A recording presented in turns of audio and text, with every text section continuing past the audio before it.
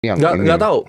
Di Singapura ada lodge. Ada lodge. Ada lodge. Kalau di Indonesia nggak ada. Kenapa mau milihnya di US? Kenapa nggak di Singapura? Karena kan gue base-nya waktu itu di US. Dan iseng-iseng aja, out of nowhere gue tuh pingin Freemason kayak gimana. Bener nggak sih ini Illuminati gitu kan. Jadi ternyata ini juga menjawab tuh yang tadi. Ini bukan Illuminati. Nah, orang yang dulu memfitnah Freemason itu namanya adalah Leo Texil.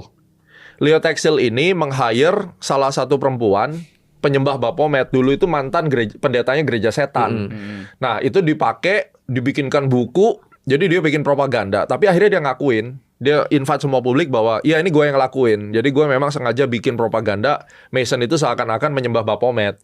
Nah, publik, padahal ini orang udah ngaku, tapi mereka publik tetap suka menjual seksi story berdasarkan cerita yang sesat ini gitu. Nah kan emang kalau orang kita kan kalau saya lihat emang nggak bisa bedain mana Freemason mana Illuminati nih. Salah satunya karena logonya kan suka ada matanya tuh kan. Nah, mata itu Eye of Providence.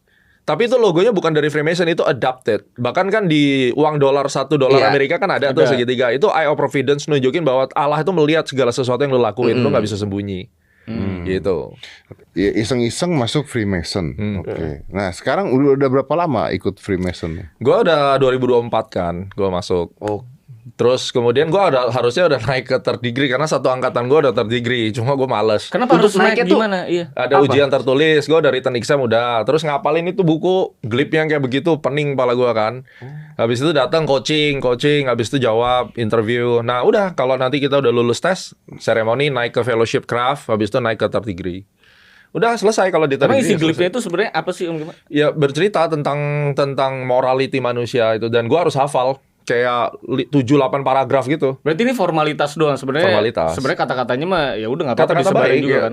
Ya nggak boleh juga. Maksudnya kan itu ya kayak rahasia sulap lah. Lu juga bisa kan lihat di YouTube atau di mana. Tapi kan community punya rahasia yang ya harus dijaga ibaratnya gitu. Ya, tapi ya nggak tahu ya kalau lu bicaranya dengan sulap nih. Gue bandingin dengan sulap nih.